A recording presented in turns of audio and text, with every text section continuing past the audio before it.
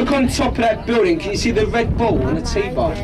That is where we get GMT, Greenwich Mean Time, worldwide time, ladies and gentlemen. Every single day at 5 to 1 in the afternoon, the ball goes up. At 1 o'clock GMT, the ball drops, gives us worldwide time.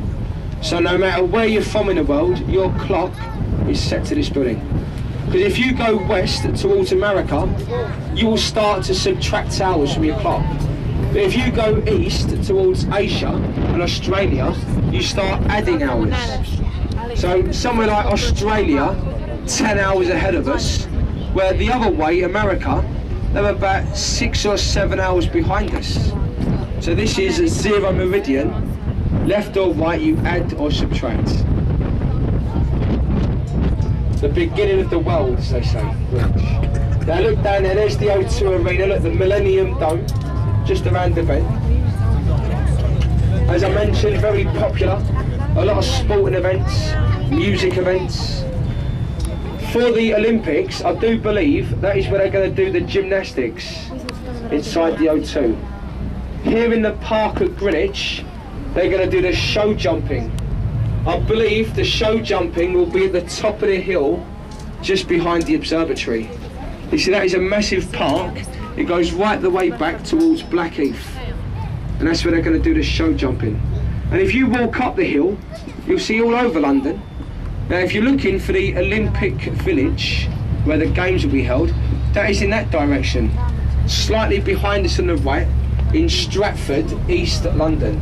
And you will see the Olympic Stadium from the top of the hill. You'll also see Big Ben up there, the clock Big Ben. So when you walk up that hill, you're going to see all over London. A very nice pub on the left, and there's two pubs there, the Yacht and the Trafalgar. And that pub is very old, but they renamed it after the famous Battle of Trafalgar. Because Horatio Lord Nelson, he used to visit that pub when he came to Greenwich. They still sell his favourite dish, white bait, which I've never tried myself, but they do sell it in there. And just outside the pub, there is a life-size bronze statue of Nelson himself. He was killed at that Battle of Trafalgar, shot in the chest by a French sniper. He was brought back to England, and his uniform he was wearing when he was killed, it's actually on display inside the Maritime Museum.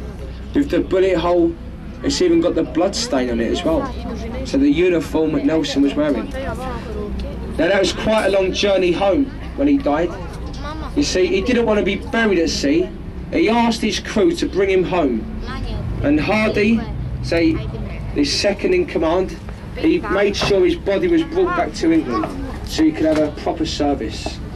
And to preserve his body from rotting on the way home, they actually stored his body in a barrel of French brandy. A massive barrel was like this, and that's where they put his body to preserve it. And the ship that followed them home, would you believe it, the name of it, the HMS Pickle. It was called, honestly. I'd say he would have been well and truly pickled by the time he got home. So about a 3-week journey back to the capital. And he's buried at St Paul's Cathedral, which was designed by Sir Christopher Wren. He's buried alongside Wren, I believe, in the crypt.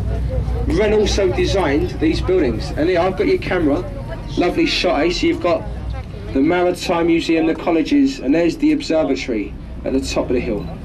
If you want to go to that pub on the left, the Trafalgar, or just walk from the pier straight along the riverfront. It's a lovely walk down there, straight into the pub. Now what I haven't mentioned yet about Greenwich is the market. If you walk in front of us on the left there, behind the trees, there's a one-way system. If you walk into the middle of the one-way, that is the market. And it's a very famous market that has been here at Greenwich for over 200 years. The Greenwich Indoor Market.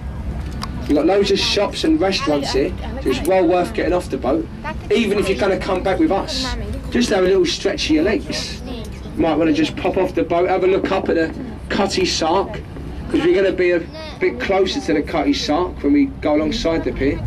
Right, do you want to go and have a look at the ship, maybe, or have a cigarette? People do ask us where they can smoke.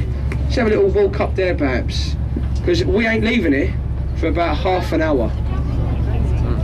We leave this pier at 5:25.